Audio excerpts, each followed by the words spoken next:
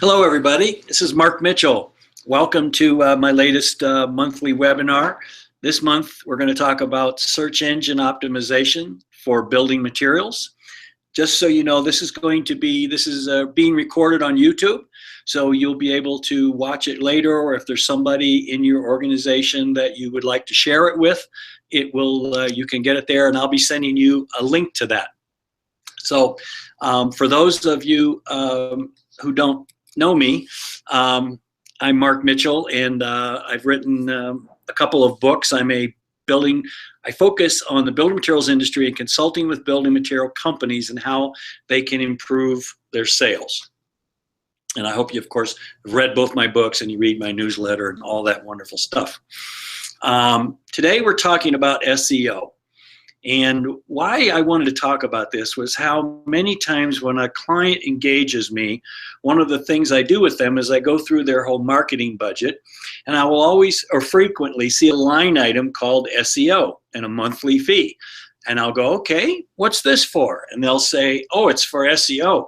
I go, okay, why do you have this? And they'll say, well, we have to, because everybody does. And then I'll say, okay, what results are you getting? And they'll pull out some report, and I'll start asking them questions. And for the most part, I feel like they are aiming, if they make roofing shingles, all their SEO is going toward, we got to make sure we're on the first page of roofing shingles. And they're constantly fighting with many times companies bigger than they are, or companies that are spending more money. And it seems to me, I've learned that that's kind of a foolish way to just focus all your efforts, at least in my opinion. So as I've started to learn, I tried to, as I always do, I try to say, gee, if I'm going to talk about SEO, I better learn enough at least to be dangerous. I'm doing the same thing with marketing automation right now, where I'm trying to learn the basics of how that works, and I use it myself. So at least when I say to a client, you should use marketing automation and have your agency do that, or have an expert, I know what I'm talking about. So when I first started to look into SEO, I found it to be confusing, complicated, almost mysterious. I also realized it's very important, but what I saw with many clients is I felt like it's frequently ineffective. And I also found, particularly with a smaller company, this can be a real competitive advantage. The largest companies tend to be a little too controlling and, if you will, conservative to me to use SEO to its maximum advantage. And this is an opportunity for a smaller company to outperform a larger competitive and do it very cost effectively. So that interested me a lot. So I'm assuming that, within our audience here, we have people from agencies, people from companies, and we have people from, outside of North America. So I'm assuming there's some people on here who are probably very knowledgeable about SEO. And all I hope for them is that perhaps they add to their knowledge with the perspective that Matt and I are going to give you. Then there's the group of people that I'm going to assume are more like I am or was, which is less knowledgeable, and to hope and build that knowledge. So the overall result, though, that I'm hoping you take from this is to get better results from your SEO. And a lot of so when I look at SEO and I talk to people, I find there are a lot of experts who aren't. And there's a lot of experts who are. And a lot of people talk like they're an expert in SEO, and they talk kind of magic words and so forth. But I'm never quite sure. It's like I feel like I'm in 8th grade and they're a PhD, and they can't come down to my level so that I can understand it. So I always like to have a basic understanding of things. I frequently find that ad agencies who frequently say they do everything, they now say they do SEO. And any agency that lists like here's 20 things we do, they are in all of them. So I would question whether their expertise within SEO. I'm sure there are some that can do a great job. I find that the SEO experts can be frequently wrong, in my opinion, that they don't generate necessarily any real results. That is the fault of both the client and the SEO person is there's either a wrong strategy or literally sometimes no strategy. And the thing to keep in mind is ideally your SEO results are something you're reporting to your salespeople and they're understanding the benefit that they're getting for it, because in the end, your SEO results should be helping you make more sales. Now, SEO firms, I find that there are a lot of really good ones. But one of the issues is just like with ad agencies, there's a lot of really good ad agencies, and if they don't understand building business to business or building material specifically, they may not do as good a job for you. And many of these do not focus on B2B, so I would certainly want to look at that if I were engaging a firm. And they probably do not understand building materials. And then lastly is many building material companies are on the smaller side. Like if they have an advertising agency, maybe they're one of the smaller clients, and I'd want to have an understanding of how important you are to an SEO firm. I know they're going to tell you all our clients are important, but we all know that the ones that spend the most money are the most important. So, you know, one of the things I always like to do is to have people show me a commitment to why I should hire them. And so if I were interviewing some SEO firms, I might say, okay, what do you know about our business, or what are you willing to learn about our business? You know, in one way, of course, here's the little commercial, would be to have them read my book, but there's many other ways that they could do that. But I, you know, would challenge them, you know, to go away, learn about the business, and come back and tell you what they would do with SEO based on that. Now, another reason that this is so important is your customers now are living online. In the last 2 years, when I've been out for my clients interviewing people like contractors, architects, dealers, they all tell me how they, after dinner, when they're at home, they get out there comfortable and they get out their laptop and they start going, and they're trying to answer questions. They're putting questions in to Google looking for answers. They're usually not typing in, where do I find Delta faucets? Okay, you better pop up if they type that in. But they're looking for answers. You know, trends in faucet design for new home buyers, or whatever it is. So I just want you to think about how they're moving there, and they tell me that they can't understand why building material manufacturers have not caught up to them and their needs and meeting their needs. Another thing that got me intrigued with this was in 2012, this is my own website, and I have nothing to do with building materials, but I think it's kind of an example. I'm a very small, basically it's just me and my assistant, and I'm communicating with building material companies, and so are a lot of other people. And so in 2012, I had a month coming to my website, 2,400 in the year. And I started writing content and also partnering with my guest presenter, Matt Lee, who helped me with the SEO. And in the first year, my traffic jumped from 2,400 to 17,000. The next year, it jumped to 23,000. Doubled, and this year will almost double again. So here's little old, you know, Mark Mitchell and what he's able to do with his web traffic, just with a combination of content and SEO. The other thing I was able to do is working with Matt, my SEO person, he helped me target a number of search terms. And now I'm on the first page of 62 terms. I'm on the #1 spot for 22 terms. And all of my search terms are about answering questions: how to sell home builders, how to sell architects, how to sell facilities managers, how to market building materials.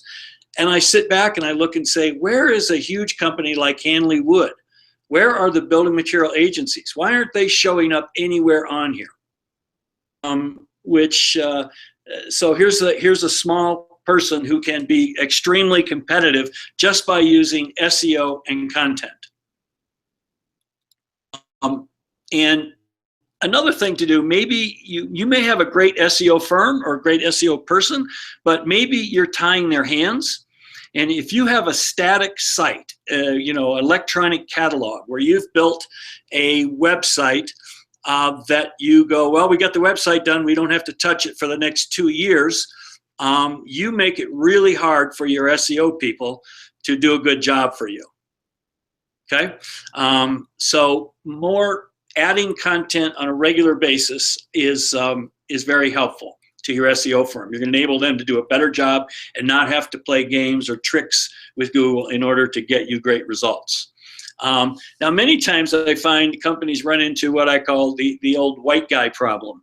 Okay, and that is the leader that acts, whether he is or not, he thinks like an old white guy. He doesn't understand the idea of content marketing. He's heard of SEO, and he's not really fully supportive of what he should be doing online.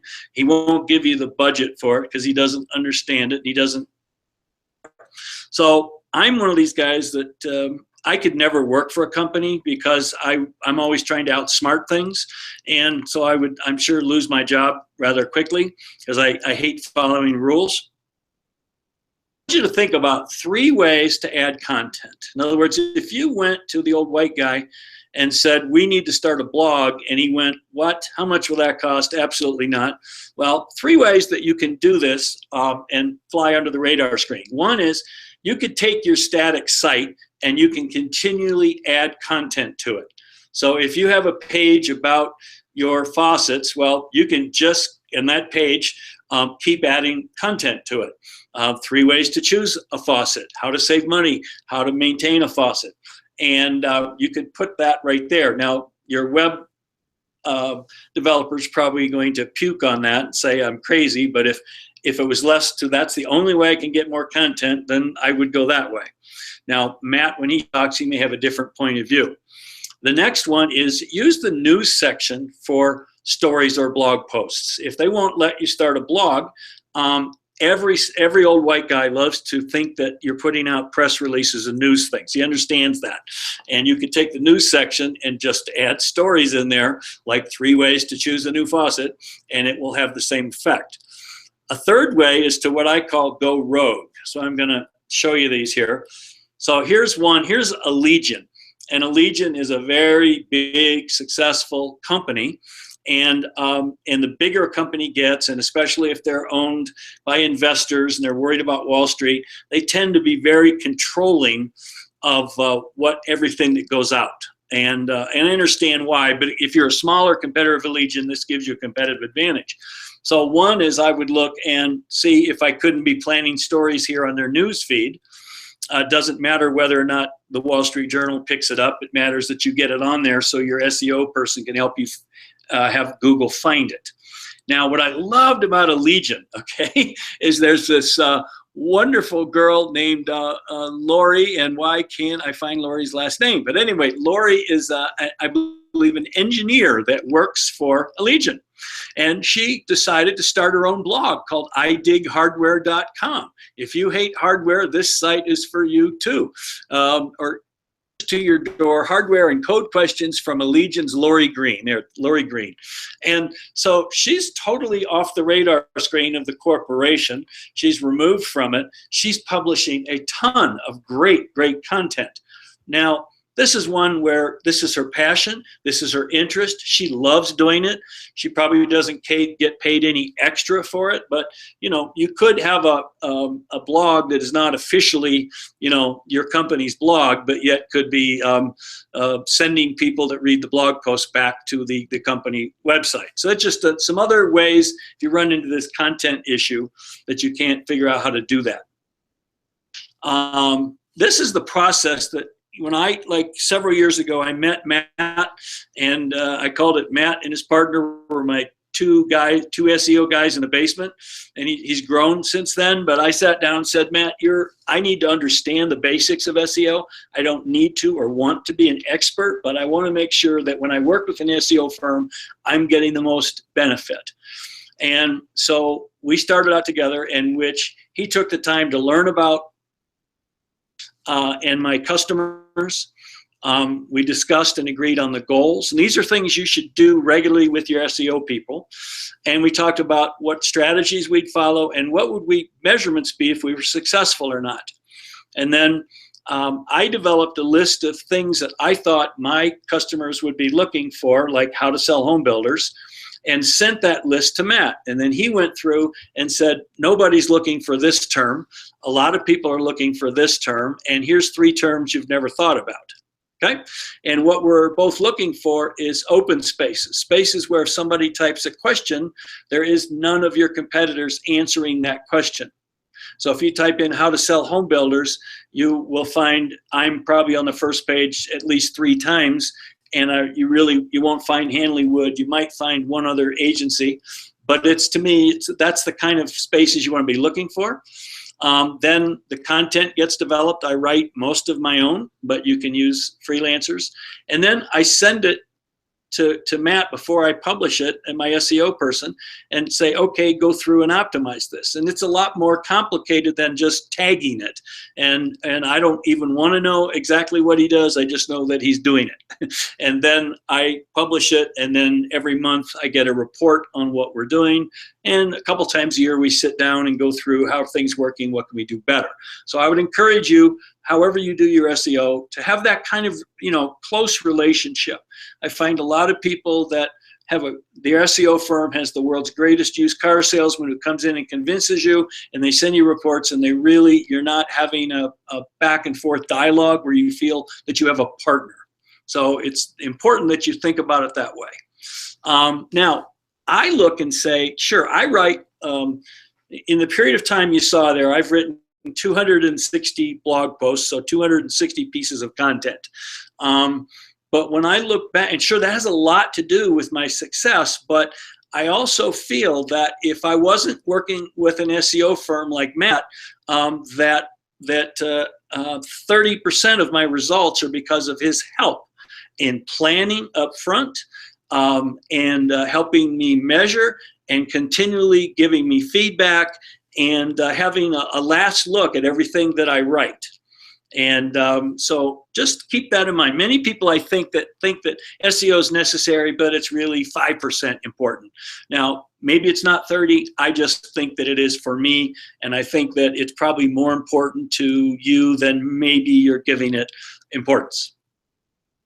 So now I apologize to my guest presenter, Matt Lee from Lead Generations Experts. Matt, I first met Matt when he lived here in Boulder, the greatest city in the United States, and for some reason he decided to move to Austin, Texas, the second greatest city. I don't know why you would move backwards, but he did. And I was hoping Matt and I would be sitting here side by side, but he's in Austin today, and I don't have his pretty picture and things to, talk wonderful things about him and introduce him. So I'm going to turn it over to Matt now, and he's going to take over and excuse us as we go through this little transition of changing screens. So Matt, it's over to you. First of all, guys, I'd like to, just in the chat box, I want to make sure that everyone can hear me. If someone can just let me know if they could hear me or not in the chat box, that'd be great.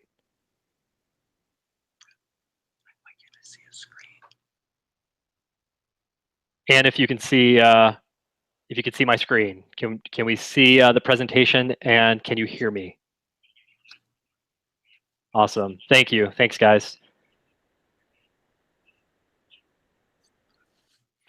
Very good. Awesome. Okay, let's go ahead and can't see the screen. Let's how about now? Can we see the screen?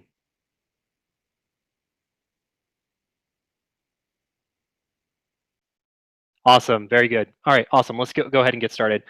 Okay, so I know that thanks, guys. I know that there are some people on the webinar that know maybe a little bit about SEO, maybe know a SEO, or maybe know nothing about SEO. So the first thing I want to do is I just want to do a SEO overview, okay? And the first thing that I'd like to discuss is, why is SEO important for building material companies, okay? And here are kind of the 4 reasons why I think SEO is important to building material manufacturers. The first thing is organic search is often the largest source of traffic for building material manufacturers, meaning I've looked at a lot of Google Analytics pages, several different building material manufacturers, and what I've found is that on average, about 70% of their overall traffic, and this isn't always the case, but about 70% of their overall traffic usually comes from organic search. And I've even found this for companies that have very large social media audiences and very sophisticated social media strategies and other advertising avenues. So typically organic search is often going to be your largest source of traffic. And when I say organic search, I just mean traffic coming from search engines like Google, Bing, Yahoo, and et cetera. Another reason why you're going to want to focus on SEO is that traffic from search engines continues to grow year after year. And that's the case because consumers are becoming more educated. They're doing more research, and also with the growing use of mobile phones and tablets, there really isn't a ceiling as of yet. I think it's going to continue to grow for the next 5 to 10 years. So the next thing that I see that's important is with organic search is that it's typically your highest converting source of traffic. So, and that's just by nature. So when someone goes to Google, for instance, typically what happens is they're going to look for a very specific item. And sometimes they're going to look for information, or maybe they're looking to buy a particular item.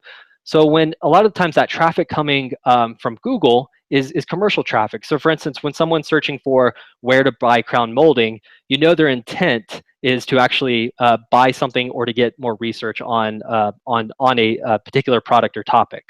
Whereas with other media channels, for instance, like social media, TV, print, and other media channels, those are typically forms of outbound marketing. And you're usually interrupting the user's time, whether they're listening to the radio or they're on social media. So that traffic isn't going to convert quite as well as organic search. And the fourth thing here is that I see is organic search traffic is free and sustainable. So with other forms of traffic, you have to pay usually per click or per impression. With SEO, that traffic that's coming to your site, there isn't a fee associated with that. Not a cost per click, not a cost per impression. And it's also very sustainable, meaning if you do SEO the correct way, unlike other media channels, that traffic is going to stick with you from month to month, or maybe even year to year. With other forms of marketing, you're going to be paying for traffic, and then when you stop paying for that traffic, the traffic goes away. So that's a little bit of the difference between SEO and other forms of traffic, and why it's probably important for your website. The next thing I'd like to talk to you guys about is the top SEO ranking factors for 2016. And recently, back in March, Google was interviewed, and they kind of gave their updated ranking factors. So this is just how Google ranks certain content pieces, whether that content piece is a product page or a blog post or maybe your homepage. There are over 200 factors, but these first 4 here, I'm finding are the ones that are going to have the biggest impact. So the first one we see here are backlinks. Someone in the chat box, if you can, does anyone know what a backlink is? Just just tell me yes in the chat box if you do. I find that backlinks are kind of the hardest thing for people to kind of get their head around. So I want to give you a good analogy to help you understand backlinks. So a backlink basically is anytime another website links to your website, whether it's your homepage, a blog post, a product page. It's when an external website links to your site. And when I'm thinking about backlinks, I kind of like to use the analogy of the job interviewing process. So when you're in a job interview, the hiring manager takes you through the interview, reads your resume, and then also looks at your references, right? And when the hiring manager is looking at your references, they want to see relevant references, and they want to see authoritative and trustworthy references. So, getting a reference from maybe like your Uncle Bob or something, that's not going to be very authoritative or relevant. But getting a reference from the CEO of your past company, that would be a good reference. And Google and other search engines use backlinks in the same way. When they look at two content pieces, so for example, if your competitor has a blog post and you also have a blog post on the same topic, one of the things that Google's going to look at is how many people are linking to your blog post, your backlinks, your references. If you have a lot of really great references or other websites like publishers and bloggers linking to that blog post, then you're more likely going to rank above your competitor. The next ranking factor that we'll talk about later today is content. Now, I think this is where a lot of folks struggle with creating the right type of content that works well for SEO. And we'll get into that later. The third ranking factor is what's called on-page SEO. We won't talk about that much, but it just basically has to do with making sure that you have your keywords optimized on each of your individual pages. And the final ranking factor that you should probably be paying attention to in 2016, and we won't get in much of this, is user experience metrics. So basically, to kind of sum up user experience metrics, Google just wants to know that your website loads quickly, that people stay on your website for a long period of time, and they click through to other aspects of your site. When your page loads quickly and visitors stay on for a while, Google understands that your website is creating a good experience for that user, and they want to show websites that have good experience user experience metrics higher in Google. So those are the 4 factors for 2016 that you should be focusing on. Items number 1 and 2 are what we will discuss today. So before we get started, I kind of want to present 2 SEO mini case studies. So 2 examples of successful SEO campaigns and the results. And one example we'll take a look at is a product page, and then another example is a blog post. So in our first example here, it says big results with the product page. So what you're seeing here is you're seeing a Google Analytics snapshot of organic traffic, so traffic coming from search engines, to a particular product page, okay?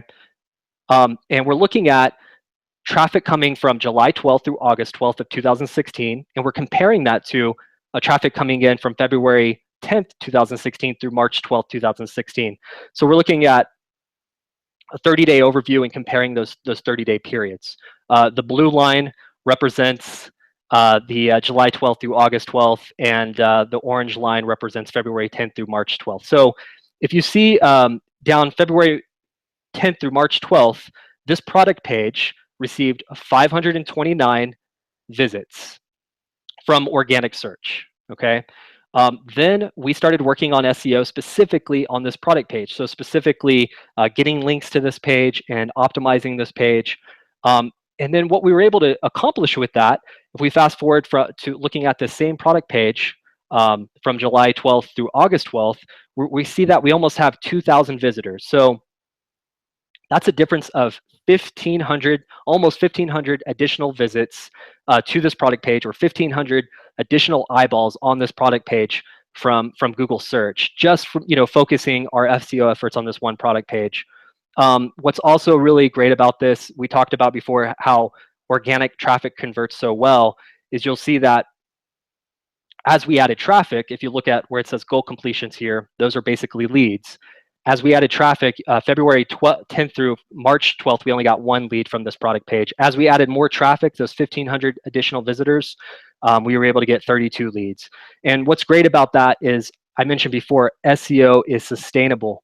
So after we're done working on this product page, we get to keep these additional 1,500 visitors each month. So now we have about 2,000 visitors coming to this product page each month and submitting lead forms to get more information about this product. So that's one example of what SEO can do for your product, for your product page. So the next example is a case study on a single blog post. So this is a different website here. And what we did was we created a SEO content piece for our blog. And what you're seeing here is July 12th through August 12th. You're seeing that we got 910 visitors just from Google, people that were searching in keywords related to our blog. We happened to show up high in the rankings. And we almost got 1,000 visitors to this blog. And what's also great is, once we got this blog to around 1,000 visitors per month, we also started increasing our leads. So 15%, over 15% of those 910 visits actually converted into actual leads. So 441 leads from one blog post. And so that's how you can kind of get big results with a single blog post and with very specific content that we'll talk about later on in the presentation. So moving on, what I would like to talk about is first we'll talk about SEO content and the importance of your company's blog. So why do you need a blog? Mark talked about this before. So the difference between an active site and a static site. So a static website, you can still get great SEO results with a static website, and you can still get, increase your rankings and get more traffic. However, with a static website, you're going to be limited to the number of keywords and search queries that you can target. So when we say an active website is sites that are constantly producing more content, whether it's through a blog, a news section, or through additional resource pages. With an active site, you can actually target more search queries and keywords. And for a good example of this is if you had a static website and you had a product page that was designed to rank for crown molding, if you sold crown molding, well, you might find that people are searching for other things related to crown molding, not just crown molding. Maybe they're searching for things like crown molding for kitchens, crown molding for bathrooms.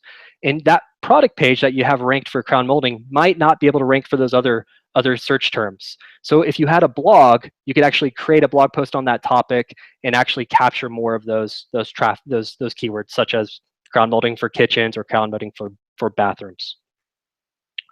It also, blog content and additional content to your site also gives other websites a reason to link or reference your site if the content is really good. We talked about the importance of backlinks and having links coming to your site. If you're not producing content, and if you're not producing good content from a month-to-month basis, you're going to be missing out on links that you would have had normally. Also, a blog and adding additional content to your website helps with your user experience metrics. Remember, we talked about Google wants to see that users are staying onto your site for a long time and clicking through to different pages of your website. And by having a blog and having additional content, then those user experience metrics are naturally going to go up because you're giving visitors other content pieces to look at. If you have really great content, they're going to stay on your site. So that's kind of why your company probably should have a blog and should have an active website over a static website. So when I have a lot of clients that are currently blogging right now, and one of the questions that I get is, what should our company be writing about? Or how do we actually find keywords or topics that our audience are searching for in Google? How do we find those? And what I'm going to do now is I'm going to give you 5 different strategies on finding keyword ideas and topics that your customers, your audience are actually searching for. The first tool that I like to use is what's called the Google Keyword Planner. So this tool is in another tool called Google AdWords. And Google AdWords is Google's pay-per-click marketing platform. And anyone can use the Google Keyword Planner. All you have to do is just go to google.com/AdWords, sign up for an AdWords account. You don't have to spend any money, and you'll get access to Google's Keyword Planner. And what this planner allows you to do, it allows you to enter in different keyword ideas into its platform. And then what it will do is it'll give you, after you enter in those keywords, it will give you information about those keywords, such as how many times these keywords are searched per month, what are their average cost per click. What you'll want to focus on is the average monthly searches and the additional ideas Google gives you. So when you type in a keyword, Google's going to not only tell you information about that keyword, it's also going to tell you information about dozens of other keywords related to that keyword in their search volume. So what this allows you to do, it allows you to get ideas and different variations of different keywords that you can target in your blog post and different things that you can write about. And it's also going to show you which keywords you should prioritize. So which keywords actually get a lot of search volume and which keywords don't. The next method I like to use for finding different keyword and topic ideas are sales inquiries. So in this example here, this is an actual sales inquiry for a building material manufacturer. and it looks like it's from a homeowner named Heather. And in the first sentence, she writes, "I wish to add a real wood exterior design element to my contemporary house." And then if you look towards the bottom, in the last line, she says, "If your product is bug, rot, and weather resistant and has a dynamite color variety, I'm sold." So what I like to do is I like to look at these individual sales inquiries, and I like to extract keywords and topic ideas right out. So one example I see is in the first sentence. It says, she wants to add a real wood exterior design element to her contemporary house. So one of the things that I would do is I know that if this person is asking about this topic, there are there's going to be others like her that are going to want to know the same thing. So I would probably write a blog post, and I might actually even use the exact customer's language. So I might write a blog post on how to add a real wood exterior design element to my contemporary house. Another keyword or topic ideas I see out of this sales inquiry is towards the bottom. It says, "If your product is bug and rot, weather resistant, and has a dynamite color variety, I'm sold." So you know that the homeowner cares about bug resistance and rot resistance and weather resistance.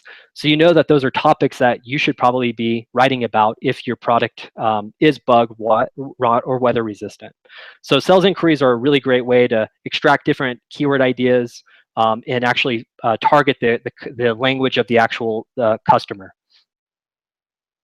The next item I like to look at are consumer and industry forums when I'm looking for blog post ideas. And the first one that we see here, it's from a person named Dave, and it looks like he's a custom home designer. And he's asking about, what are the pros and cons of vinyl versus fiber cement siding, cost, maintenance, fading, and durability. Well, I know from there that this customer cares about, wants to know the difference between vinyl and fiber cement siding. So if I was a vinyl siding manufacturer, or if I was a fiber cement siding manufacturer, that's definitely something I would write about. I would definitely write a blog post on vinyl versus fiber cement siding. And if I was a fiber cement siding manufacturer, I'd probably, have the article sway more towards the benefits of fiber cement siding. And if I was a vinyl siding manufacturer, the blog would probably be more positive towards vinyl. And I know that this customer cares about cost, maintenance, and fading, and durability, and those are all topics that I can write about. The next example below is from Lucy, and this is more of a consumer forum. This is from this old houses forum, and she's asking a very similar question: vinyl siding versus fiber cement. So I know that the pros care about this if I'm a fiber cement siding company, or if I'm a vinyl siding company, and I know that consumers care about these topics. So this would be something I would definitely write about. This is something people are searching for. My next tactic to find blog post ideas and tactics are blog comment sections. So this is a snapshot of a comment section from Zillow.com, and this was a blog post on vinyl siding. And what I like to do is I like to read through the comment sections here and just try to understand what kind of questions these commenters have, maybe what kind of misconceptions are out there about your product, and extract different ideas from these comments. The last area I like to go to is reviews and testimonial sections. And this is a snapshot of a review section from HomeDepot.com. So if you sell anything online, these are really great. Review sections online are really great to look at for keyword ideas. This is a snapshot from Home Depot on a fiber cement siding product. And with these reviews and testimonials, a lot of times you're going to start to realize that maybe customers care about a particular topic over another that you thought maybe they would care about more, or maybe they're referring to your product in a different way that you didn't think they would. So for instance, with this with the siding industry, some customers refer to siding as cladding, some just as siding, some just as house exterior materials. And you would want to blog on using those keyword variations on all of your different blog posts. So Mark talked about this a little bit before, what to do if you don't have a blog. I think he covered pretty much everything that I have in here. The only additional thing that I would recommend is if you don't have a blog and you don't have a way to get content on your current site or maybe another site that you set up, another way you can kind of get content online and direct traffic back to your website is by submitting guest posts to other websites.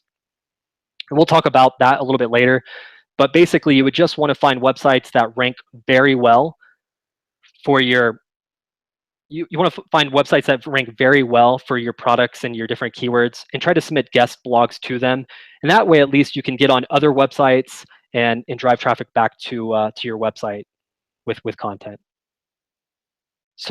So the next thing that we are going to discuss is different content types. So a lot of times what happens is my clients will find good keyword ideas and things to blog about. However, the content that they create maybe isn't so valuable or so useful. Maybe they create 300, 500 word blog post.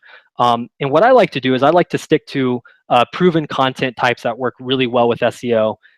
There's quite a few content types out there, but I'm going to talk about 4 that work really well for building material manufacturers. And I like to call these content types power pages. And SEO power pages, they're also known as linkable assets, are proven content types that are designed to do the following. They acquire high quality backlinks, increase social shares, and they drive massive amounts of organic search traffic to your website. And the reason why they acquire backlinks is because these proven content types are typically going to be more valuable than your regular blog post. And because they're more valuable, they're going to other publishers are going to want to link to them. You're going to get more social shares because when something's more valuable, people tend to share it more often.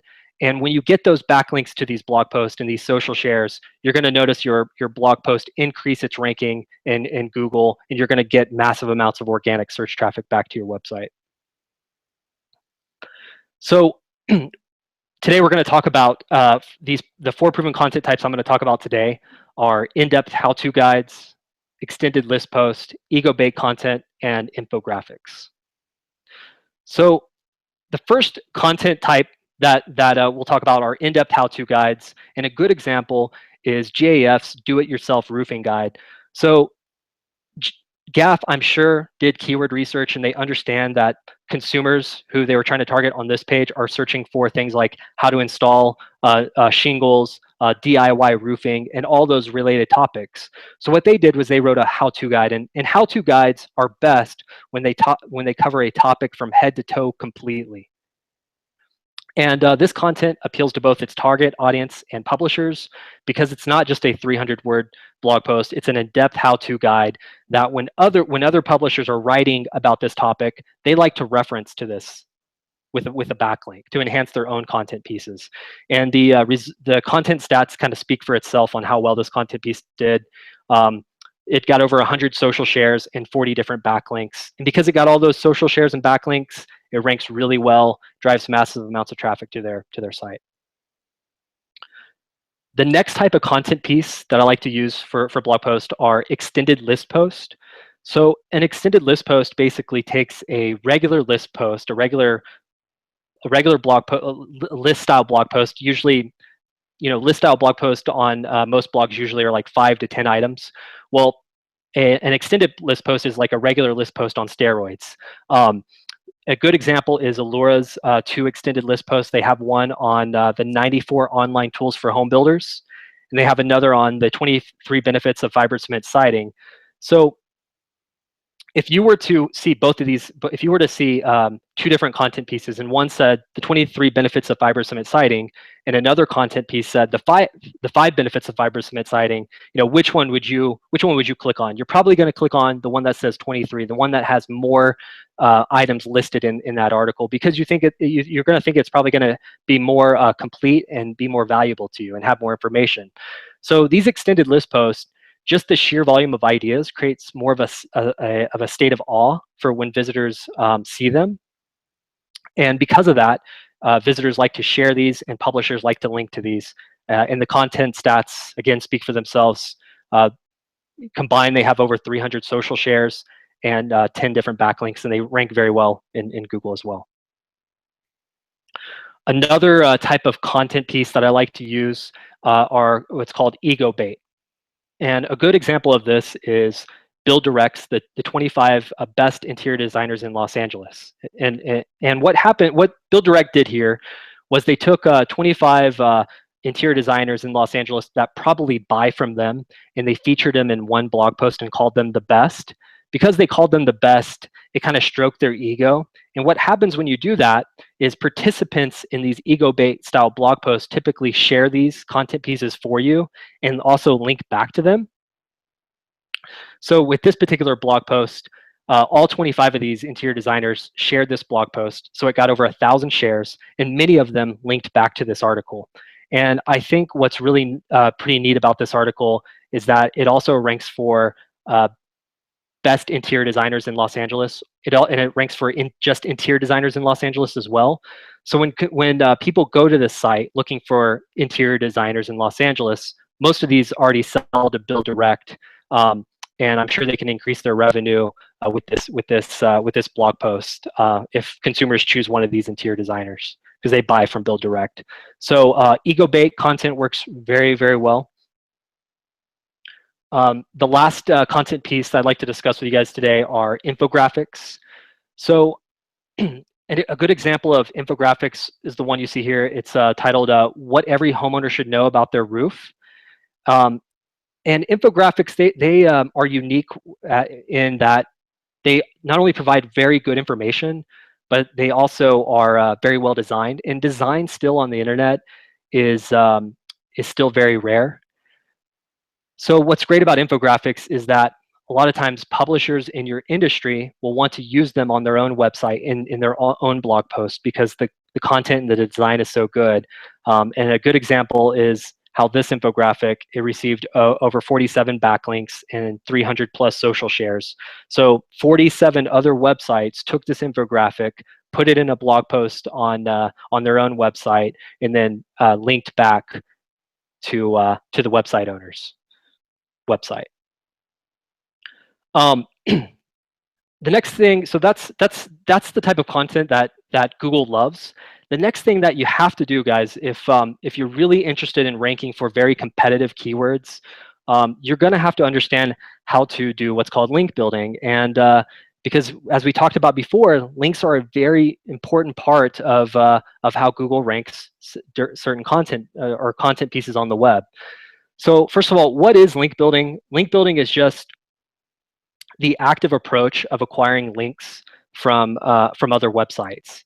And we've talked about why it's important. It's important because if Google sees two similar content pieces, one has more links that are coming from good, relevant, authoritative sources, and the other one doesn't, the one with the links is probably going to rank over the other.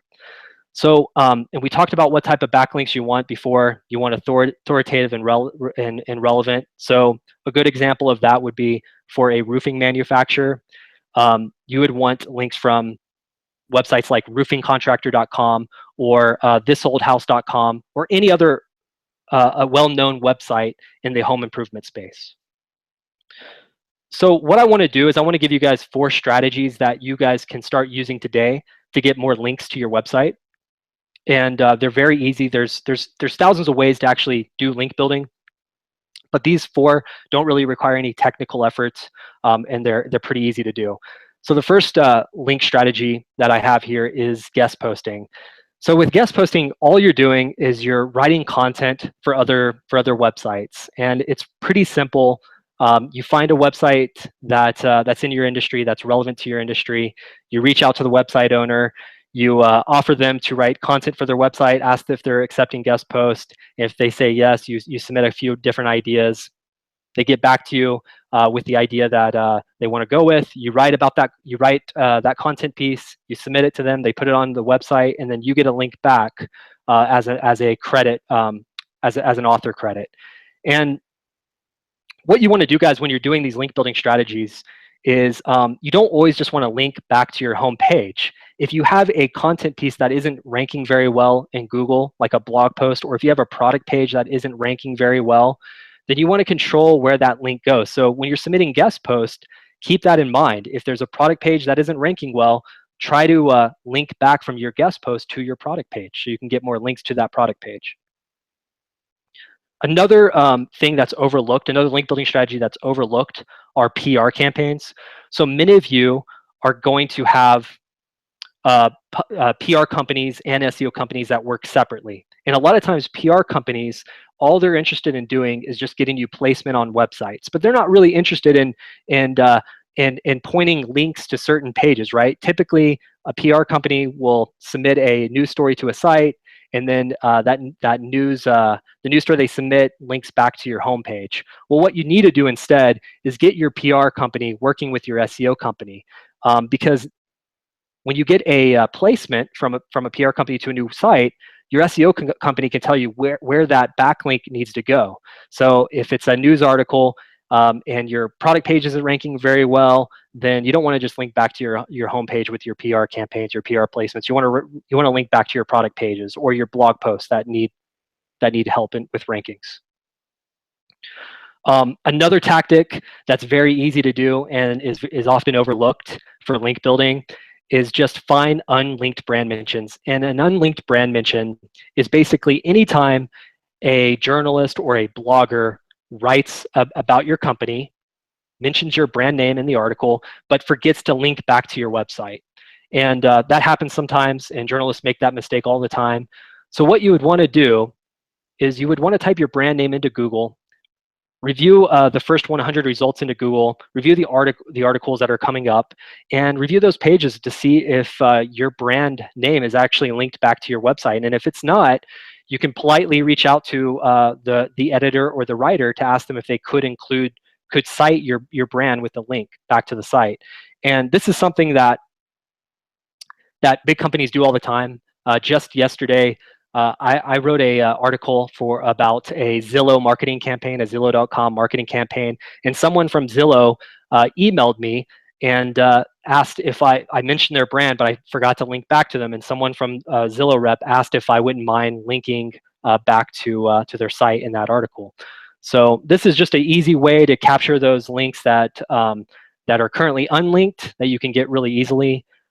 One thing I like to also do is after you go through the first round of getting these links, you're going to want to get notified when other articles come out about your brand. So what I recommend doing is signing up. You can go to Google, you can type in brand awareness software or anything like that. You can actually find there's software out there that will actually let you know anytime an article mentions your brand. And then you can check out that article and see if it actually has a link back to your website. If it doesn't, the journalist or the editor to see if you can get that link included.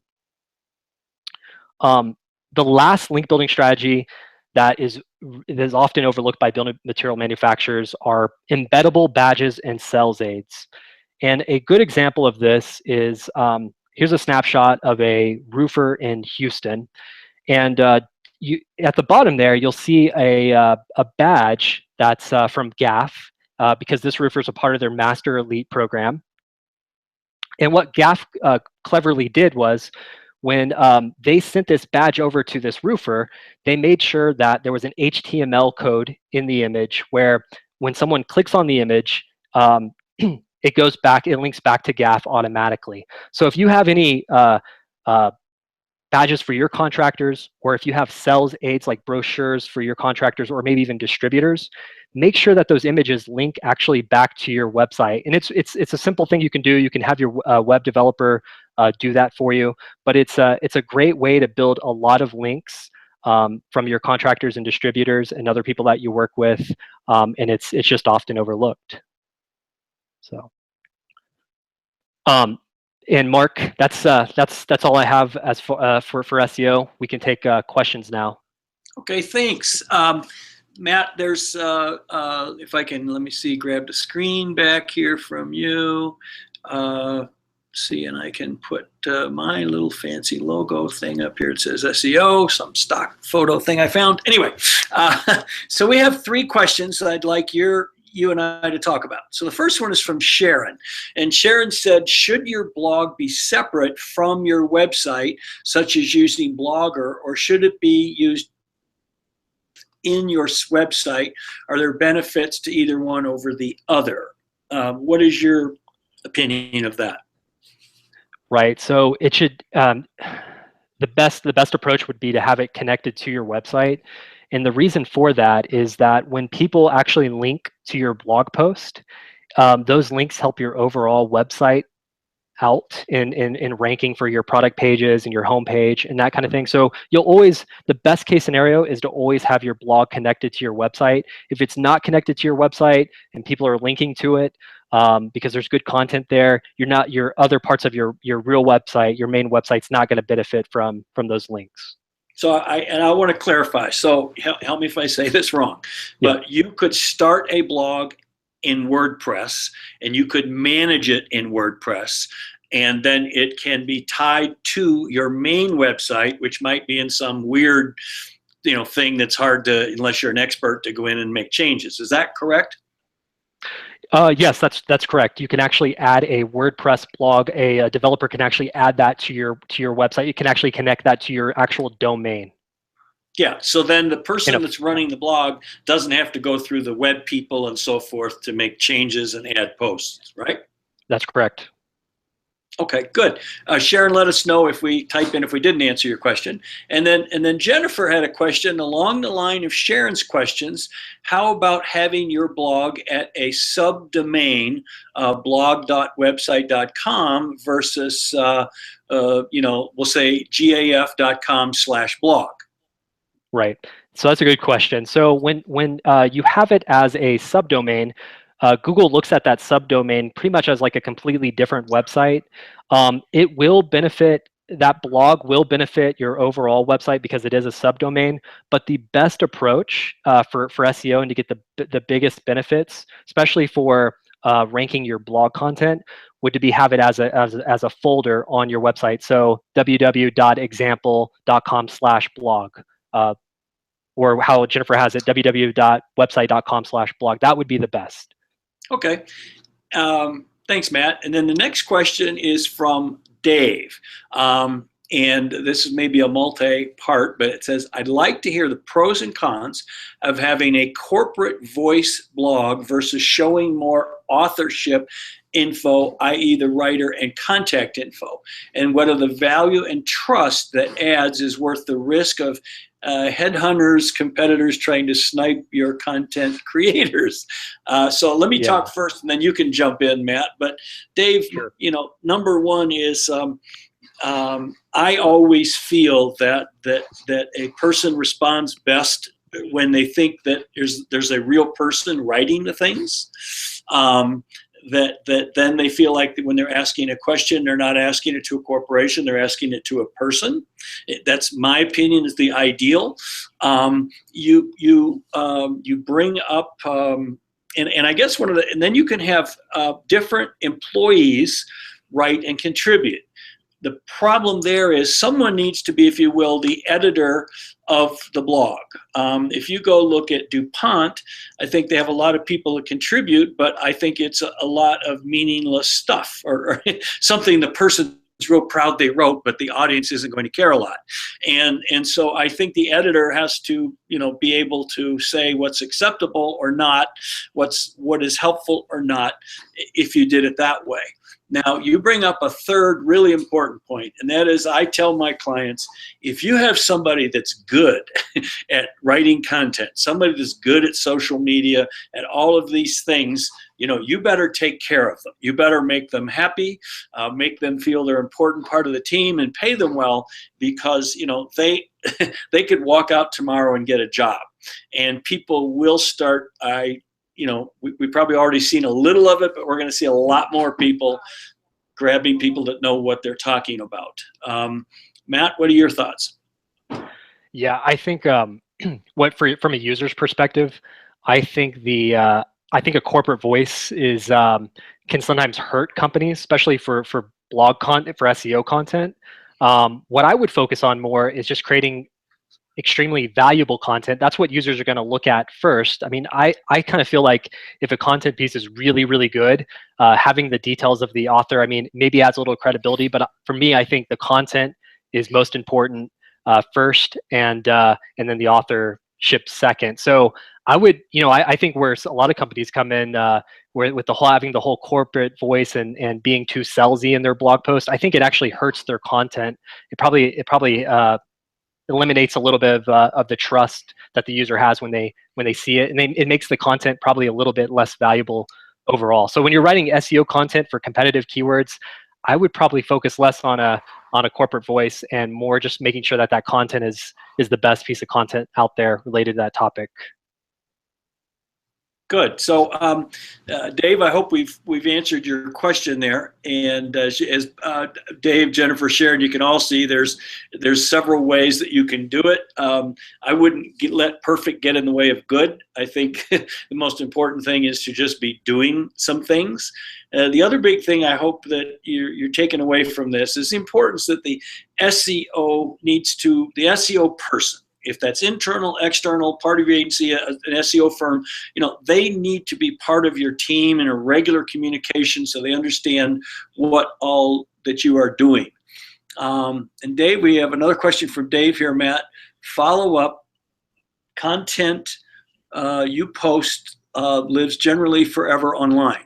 If I have a content creator leave my company, what do I do with their great content if I'm sharing their authorship? Well, first, Dave, let me tell you something, and then Matt can jump in. So, I used to own an ad agency that I sold, and in the last 2 years I was there, I redid the whole website and wrote a lot of great content. That was over 5 years ago. That content still ranks for that agency. I don't know, they may have gone in and changed the author from me to somebody else, but it still ranks. And, I've written things that I wrote 4 years ago that still get lots of interest and traffic. And so I think as long as it's not the content creator's personal blog post, then I think that, I wouldn't worry about it. Matt, what's your thoughts on this? Yeah, I don't think it's a big deal because I think the company owns the content at that point, and you can kind of do what you will with it. One of the things I would say, if you're really concerned about the authorship and whose authorship information is out there, just don't put any authorship information, because I've never had a content piece not rank well or do well or generate less traffic because I didn't have the authorship snippet below. So if it's a big concern, just remove the authorship snippet overall. Just have the content coming from your company in general. Yeah. So does anybody else have any other questions that you'd like to ask Matt and I? We're here to answer.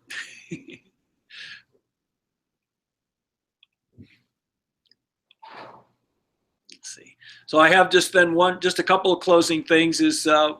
One is I wanted to make sure that I am embarrassed here. I've been a terrible host that I didn't have a slide about Matt and his firm and his contact information. So one, I'm going to say, if you're happy with your SEO provider, whether that's internal, whether that is an SEO firm or your agency, I hope you'll take this information and just work together to make your SEO results even better. Because it's always, if you have a good relationship, it's always best to continue that.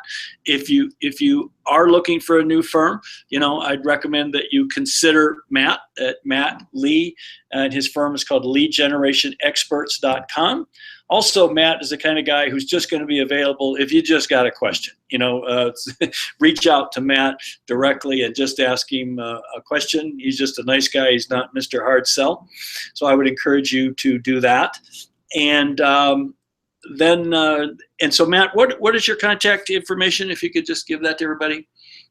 Yeah, Matt at leadgenerationexperts.net. That's the best way to reach me. If you'd like to reach me by phone, you can call me directly on my cell, 512-508-4667. If you have any questions, shoot me an email. I'm happy to help you.